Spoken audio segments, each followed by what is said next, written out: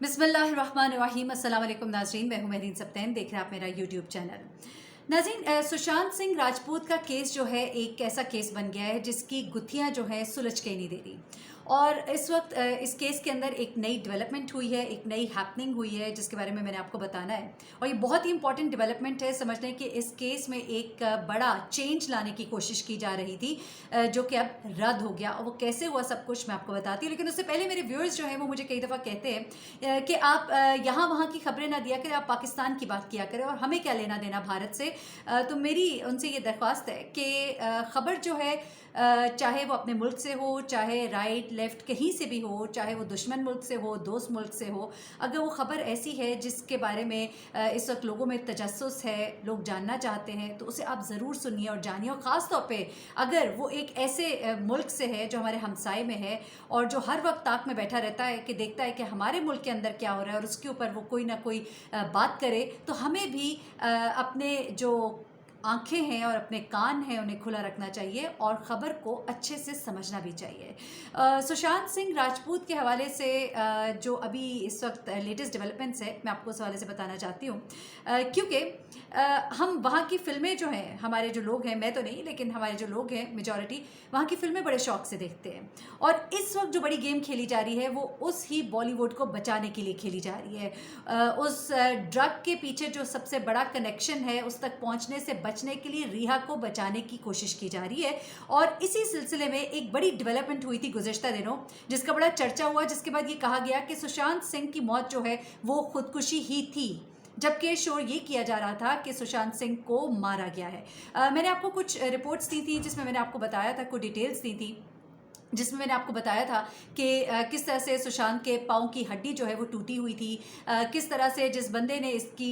Body को जब निकाला था एम्बुलेंस से और हॉस्पिटल शिफ्ट करते हुए, तो उसने जो इसकी हालत बताई थी और उसने जो निशान बताए थे और उसका ये कहना था कि ये हालत उस तरह की नहीं थी जो फंदा लगा के लटक कर जो मौत होती है, क्योंकि इस तरह के केसेस वो देखता रहता था। उसका भी ये कहना था कि इस तरह की मौत नहीं थी। ये सब बातें तो सामने आती रही, लेकिन अब एक बहुत बड़ी डेवलपमेंट ये होती है कि एम्स, ये एक इदारा है, ये भारत में है, all India institute of medical sciences. ये एक बहुत बड़ा इदारा है और यहाँ पे जो रिपोर्ट्स वगैरह यहाँ से जो दी जाती हैं उसे फिर ऑथेंटिक माना जाता है।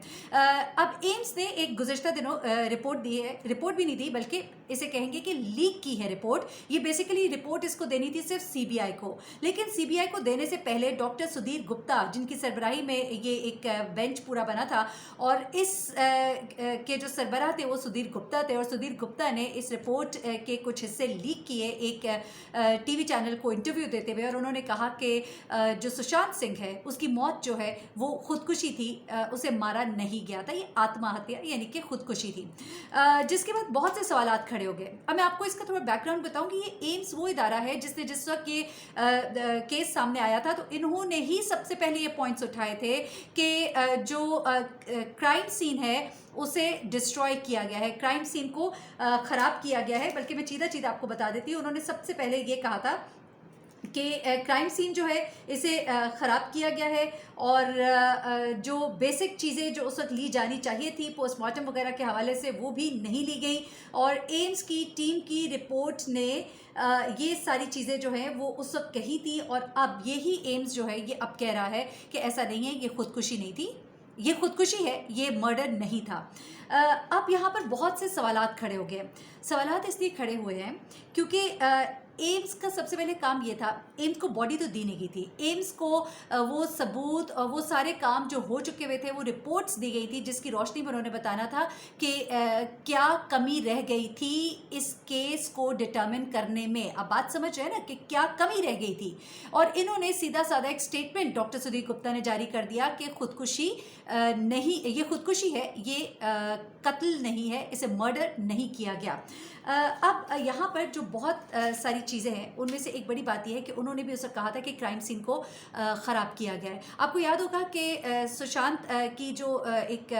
सेक्रेटरी थी जो उसके लिए काम करती थी, दिशा, जब उसकी हत्या हुई, जब उसकी खुदकुशी हुई तो वो बहुत परेशान रहता था, और बाद में अब ये कहा जा रहा है कि उसका कनेक्शन भी ये ड्रग सर्कल्स के साथ था। अब ये जो दिशा थी इसकी मौत के बाद से सुशांत बहुत परेशान रहना शुरू हो गया था, इसे खाना पीना छोड़ दिया था। इसने अपनी बहन को फ़ोन किया और इसने कहा उसको, वो जो आखिरी कॉल जिसके बारे में मैंने आपको अपनी लास्ट वीडियो में बताया था इसने अपनी बहन से कहा कि ये लोग मुझे मार देंगे, मुझे डर लग रहा है, ये लोग मुझे फंसा देंगे, ये मुझे नहीं छोड़ेंगे, इस तरह की इसने बातें की थी। अब आ जाते हैं कि मिस्टेक्स क्या हुई हैं इस केस के अंदर और कैसे अब इसको ये कहना कि ये खुदकुशी है ये गलत होगा, क्योंकि सबसे पहले क्राइम सीन को ख़राब कर दिया गया।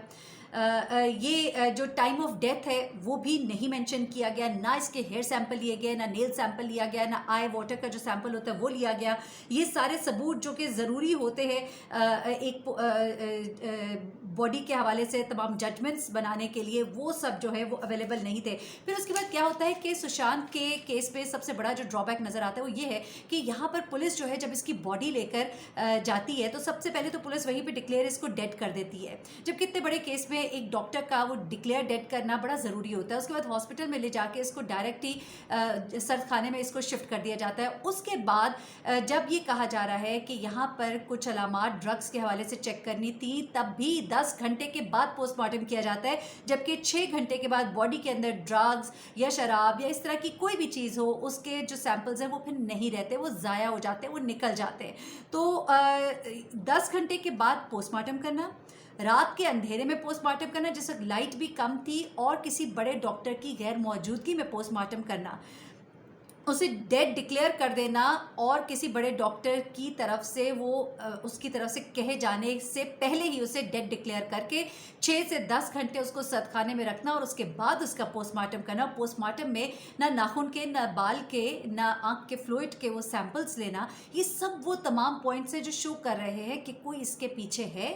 कोई ऐसा शख्स ज़रूर था जो चाह रहा था कि सच और हकीकत सामने ना आए। सुशांत के पाँव की हड्डी टूटी हुई थी, इसका कहीं जिक्र नहीं था, जिसका जिक्र बाद में आया जब मामलात जो हैं उठाए गए, जब उसकी फैमिली की तरफ से मामलात को उठाया गया और जो शख्स जिसने बॉडी को शिफ्ट किया था सर्दखाने में उसने भी बताया था कि पाँव की हड्डी टूटी हुई थी और इसको कहीं भी शुरू में मेंशन नहीं किया गया था। तो ये तमाम जो चीज़ें हैं, उसके बाद जो क्राइम सीन है जैसे मैंने बताया कि उसको पूरा डैमेज किया गया, ख़राब किया गया।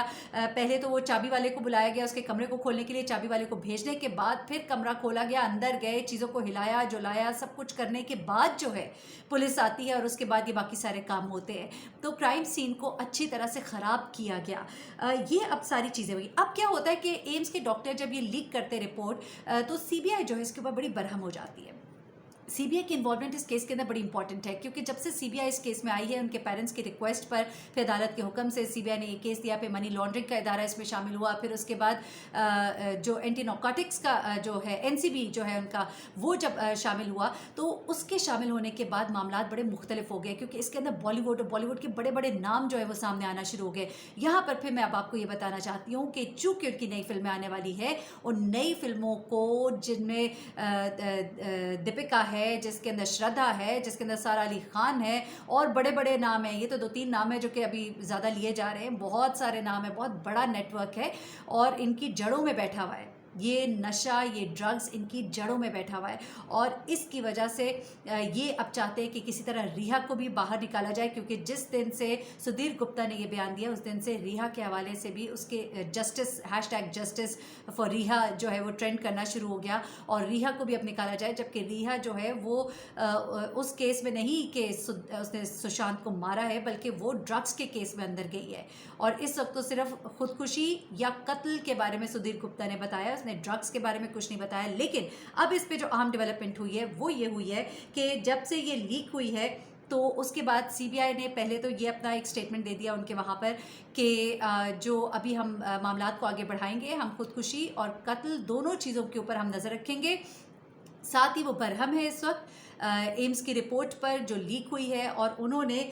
विसरा यानी कि वो जो सबूत है वो साइंटिफिक सैंपल्स जो हैं वो अब एम्स से वापस मांग लिए हैं और उनका अब इरादा है कि ये सैंपल्स जो है किसी और से इसका फॉरेंसिक कराया जाएगा, क्योंकि इस तरह से रिपोर्ट का यूँ लीक किया जाना जो है वो उनको कुछ खास पसंद नहीं आया है। तो ये तमाम तरह डेवलपमेंट्स हुई हैं सुशांत सिंह के केस में, क्योंकि मामलात इतने सिंपल नहीं है जितने के दिखाई देते हैं। ये सिर्फ एक सुशांत की मौत का मामला नहीं है, ये एक बहुत बड़ा ड्रग नेटवर्क है उनकी जड़ों में बैठा हुआ और बहुत ही गंभीर मामले हैं और बड़े बड़े लोगों को बचाना मकसूद है। तो ये सब कुछ इस वक्त चल रहा है और मैंने आपको इस हवाले से अपडेट्स दी और मज़ीद जो होंगी इस पर अपडेट्स वो भी मैं आपको देती रहूँगी। मुझे मेहरीन सप्तान को इजाज़त दीजिएगा, अपनी दुआ में मुझे भी याद रखिएगा, अपना बहुत ख्याल रखिएगा। अल्लाह हाफ़िज़।